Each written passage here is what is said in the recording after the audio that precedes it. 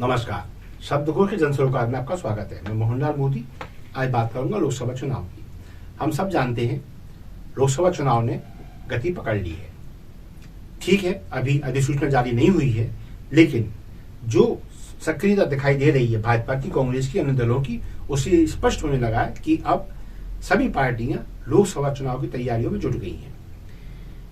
भाजपा गांव चलो अभियान छेड़ चुकी है, कांग्रेस नए नए आंदोलन खड़ा करने का प्रयास कर रही है और उधर दिल्ली में किसान आंदोलन की दोबारा से रूपरेखा बनाई जाने लगी है, यानी चुनाव आ गया है।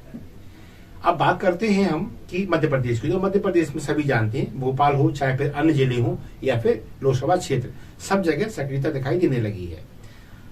तो फिर हम शुरुआत कर रहे हैं गुना शिवपुरी संसदीय क्षेत्र से।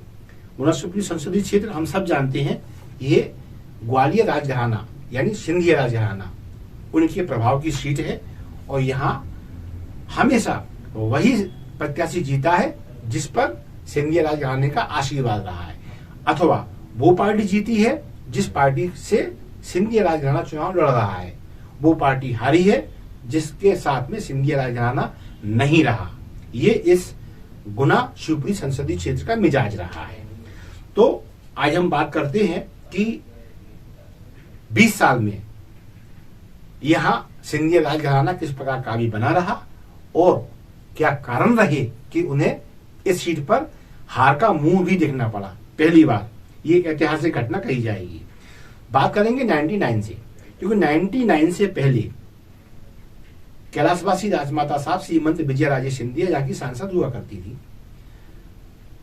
99 में उनका देहांत हुआ, तो उपचुनाव के तहत यहां उनके पुत्र श्री माधवराव सिंधिया चुनाव लड़ने आए और दुर्भाग्यवश उनकी भी हवाई दुर्घटना में मृत्यु हुई।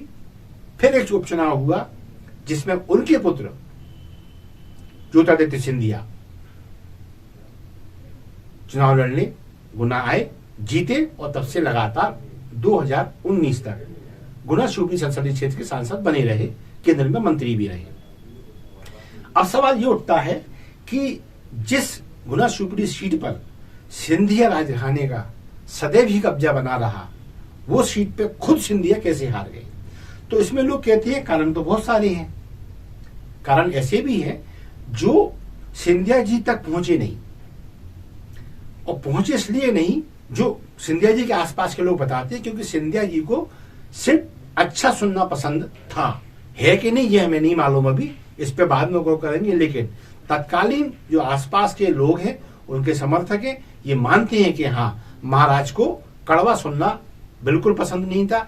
ये कारण है कि उनके जो आसपास के लोग थे, जो उनके मुख्य सिपाही सलाहकार थे, वो कभी ये बता ही ना पाए कि महाराज हमारे काम में इस जगह खोट है, यहाँ कमी रह गई है, यहाँ से में नुकसान हो सकता है। ये शब्द आई नहीं, तो लिहाजा स्थिति ये बनी कि वो पिछले 2-3 चुनावों से ये मतलब कुल मिला के फेस करने लगे थे कि आज इस विधानसभा से डिफीट खा गए, कल उस विधानसभा से लॉस हो गया, परसों यहां से लॉस हो गया, लेकिन उन छेदों को भरने का प्रयास नहीं हुआ। क्यों? कि किसी ने बताया ही नहीं। क्योंकि महाराज के सामने कड़वा कौन बोले? ठाकुर सोहाती जो स्वभाव था कोकस का, वो एक ऐसी अवस्था में सिंधिया जी को ले गया कि वहां फिर वो चारों खाने चित होने के सिवाय कोई रास्ता नहीं बचा और एक अच्छे खासे मतों से उनको हार का सामना करना पड़ गया। दूसरे कारण, यहां जो व्यवहार सिंधिया जी का रहा है वो थोड़ा सोफानी तो रहा। उदाहरण के लिए एक स्तर तक ही लोगों को मिलने देना और एक स्तर तक के लोगों को ही अपने तक पहुंचने देना।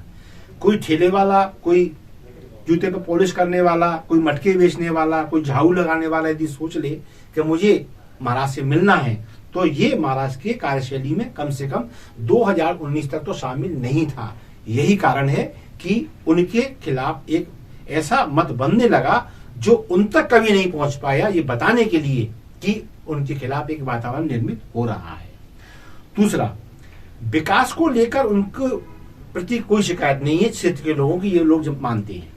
बड़ी बड़ी चीजें, चाहे वो रेलवे स्टेशन हो, चाहे वो ट्रेनें हो, चाहे फिर वो उद्योग विभाग से संबंधित बड़े प्रकल्प हों, हवाई पट्टी हो, जो भी कुछ हो, सिंधिया राजघराने की ओर से विकास को लेकर समस्या नहीं रही। लेकिन ज्योतिरादित्य सिंधिया को लेकर ये कहा जाता है उनकी काम करने की गति अपने पिताजी और अपनी दादी से भी ज्यादा दर्ज की गई। यही कारण है कि उन्होंने नए नए सांसद बनने के बाद भी कभी ओवरब्रिज, कभी आपका बाईपास, ये सब उन्होंने दिए। उसके बाद भी वो हार का सामना करना पड़ा, क्योंकि उनके सामने कोई कड़वा नहीं बोल पाया, या ये कहें उनके सामने कड़वा बोलने की हिम्मत किसी में थी ही नहीं, तो वो कड़वाहट सामने आई नहीं, लिहाजा उस कड़वाहट का इलाज नहीं हुआ और उनको एक समय हार का सामना करना पड़ा 2019। इसमें एक चीज और आती है कि सिंधिया जी के पास आप कोई निजी काम लेके जाएं तो फिर उसका होना मुश्किल हो जाता है। भाई विकास को लेके कोई बांध चाहिए, कोई बड़ा प्रोजेक्ट चाहिए, तो इसमें तो सिंधिया स्वयं सक्रिय रहते हैं। इससे पूरा भारत और खासकर गुना शिवपुरी क्षेत्र इसका साक्षी है। लेकिन यदि किसी को व्यक्तिगत कोई परेशानी आ जाए कि साहब मुझे क्षेत्र का टीआई परेशान कर रहा है, या मेरी गली का हैंडपंप नहीं लग पा रहा है, या फिर मुझे कोई परेशानी आ गई है, तो ये जनप्रतिनिधि का ये दायित्व भी माना जाता है कि वो व्यक्तिगत समस्याओं में रुचि ले। लेकिन सिंधिया जी को लेकर ये कहा जाता है कि वो लोगों की व्यक्तिगत जरूरतों में रुचि नहीं लेते थे। यही कारण है कि जो व्यक्तिगत स्तर पर छोटे छोटे काम थे वो आदमी के नहीं हो पाते थे, और जो काम सिंधिया जी के समर्थकों को, उनके सिपह सलारों को करना थे, वो इसलिए नहीं कर पाए क्योंकि उन्हें ताकत मिलना बंद हो गई। भाई कहा जाता है ना कि मान लीजिए सिंधिया जी सांसद हैं, तो फिर उनको 5 साल तक चिंता भी करना चाहिए कि जिला पंचायत में मेरा आदमी बैठ जाए, जनपद में मेरा आदमी बैठ जाए, नगर पालिका में मेरा आदमी बैठ जाए, यहाँ मेरा आदमी सेट हो जाए। तो उससे क्या हो कि बाकी की जो मशीनरी है वो नीचे के काम, छोटे काम निपटाती रहे, ताकि समर्थक वर्ग में निराशा का भाव उत्पन्न ना हो। लेकिन ऐसा नहीं हुआ। ये उनके घोर समर्थक लोग बताते हैं कि महाराज ने ये चिंता तो की कि किस जाति से मुझे कितना वोट मिलेगा, किस जाति के लोग को मुझे ऑबलाइज करना है, किसे मुझे कहाँ खड़ा करना है, किसे मुझे कहाँ खड़ा नहीं करना है। वो इस लिहाज से चिंता तो की कि लोकसभा में इससे क्या रिटर्न आएगा, लेकिन ये चिंता नहीं करी कि यदि एक और स्ट्रक्चर मेरे नीचे तैयार हो जाता है सेवा करने वालों का, तो एक नया वर्ग लाभार्थियों का पैदा होगा जो लोकसभा में अतिरिक्त मदद कर सकता है। ये उनके घोर समर्थक लोगों का ऐतराज है कि हार का कारण एक ये भी रहा।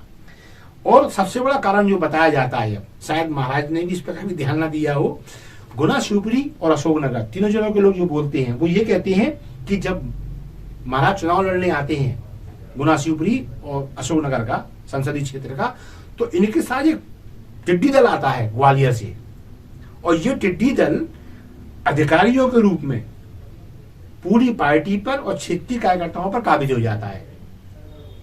यानी जो क्षेत्रीय कार्यकर्ता या पदाधिकारी है वो बेचारा हाजी में लगा रहता है, और जो कुर्सियों हैं उन पे कौन जम जाता है, ग्वालियर से आया हुआ टिड्डी दल। ये इनके नाम भी मेरे पास है, लेकिन नाम भी ना उचित नहीं रहेगा।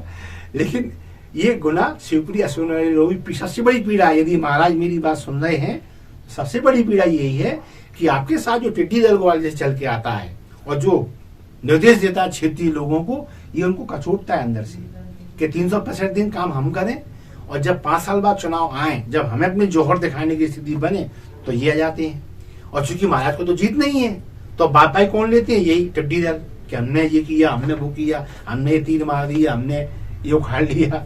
तो कुल मिला के एक ये भी कारण है कि ग्वालियर से जो लॉबी आती है वो माना था खेल खराब कर रही थी, और उसने खेल खराब करते करते स्थिति ये ला दी कि उस पर मोदी लहर ने एक ऐसी ट्रंप चाल चल दी कि अजय कहा जाने वाला गुना, शिवपुरी में सिंधिया राजवंश के एक व्यक्ति को हारना पड़ गया। अब देखिए, आप इसमें कुछ नाम भी आए, ये एक रिकॉर्ड में आसानी से मिल जाते हैं, कोई बड़ी बात नहीं है, लेकिन आपको बताना ठीक रहेगा सबको कि भाजपा ने कितने धुरंधर लोगों को ज्योतिरादित्य सिंधिया और माधव सिंधिया के खिलाफ उतारा। उनमें नरोत्तम मिश्रा गृह मंत्री रहे, जयवंत सिंह पवैया ये भी कैबिनेट मिनिस्ट्री रह चुके हैं। हरिवल्लभ शुक्ला, तेज तर्रार नेता, एक बड़ा चेहरा जो तत्कालीन उसकी भाजपा में आए फिर चले गए, मूलतः कांग्रेसी ही थे और हैं। देशराज सिंह यादव, भाजपा का जाना माना नाम, जिसकी गुना जिले में तूती बोलती थी और यादवों में उनका एक बहुत शानदार वर्चस्व रहा। ऐसे देशराज सिंह यादव, ये लोग जिस सिंधिया राय घराने को ना हरा पाए, उस घराने को किसने हराया? कृष्णपाल सिंह यादव ने। और कृष्णपाल सिंह यादव कौन? जिन्हें इस चुनाव से पहले तक कांग्रेस के अंदर सिंधिया जी का ताबेदार कहा जाता रहा, उनके हुक्म की प्रतीक्षा करने वाला व्यक्ति कृष्णपाल सिंह यादव भाजपा में आए, टिकट मिला और उन्होंने ही सिंधिया जी को हरा दिया। क्यों? ये सारे कारण। अब दिग्गजों में नाम तो मेरे पास इसमें और भी आए। शशि भूषण वाजपेयी, उन्होंने भी महल को टक्कर तो दी, हरा नहीं पाए थे वो। तब महल का चेहरा वहां भाजपाई या जनसंघी हुआ करता था। चेहरे और भी हैं, लेकिन मैंने कहा 20 साल की बात करूंगा, क्योंकि जब महल हारा है तो कांग्रेसी के रूप में हारा है। और कांग्रेसी की स्थिति यह है कि श्री माधवराव सिंधिया और उसके बाद श्री ज्योतिरादित्य सिंधिया, और अब स्थिति यह है कि वर्तमान में यहाँ कृष्णपाल सिंह यादव गुना शिवपुरी सोलनगर के सांसद हैं और उनको लेकर थोड़ी सी अभी क्षेत्र में कहना चाहिए संपर्क कम ना होने का, जो भी कारण रहे, टिकट को लेकर थोड़ा असमंजस है। और यही कारण है कि आउटपुट को लेकर तय होता है, या तो ये होता है कि टिकट रिपीट होगा, और या फिर ये होता है कि नहीं, मजा नहीं आ रहा है, ये टिकट बदल सकता है। बस ये जो आशंका है, टिकट बदल सकता है, इसी को लेकर अब ये संभावना तलाशी जा रही है कि यहाँ अगला प्रत्याशी भाजपा का कौन हो सकता है। यदि कृष्णपाल सिंह यादव नहीं तो फिर कौन हो सकता है और क्यों होना चाहिए। बस इस चीज पर हम अब रोशनी डालेंगे अगले एपिसोड में। तब तक के लिए आज्ञा दीजिए, और आपको ये कंटेंट यदि पसंद आया है प्लीज इसे लाइक दें, शेयर करें। शब्द घोष आपका अपना चैनल है, इसे सब्सक्राइब करना ना भूलें। धन्यवाद। जय हिंद, जय भारत।